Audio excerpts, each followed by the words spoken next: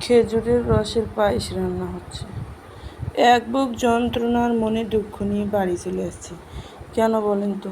কারফিচারি করছে বাপু, কর, ভালো কথা। তা নেটটাও বন্ধ করে দিছে, নেট বন্ধ করছে কর, ওয়াইফাইটাও বন্ধ করে দিছে। কি আর করবো, দুঃখের কথা। এই জন্য যত মশলাপাতি ফলারি ছিল, মনের রাগ একবারে সব হচ্ছে পায়েসের পাতিলেই দিচ্ছি। তাছাড়া কোনো উপায় নাই, যত জোরে কারফিচারি করছে।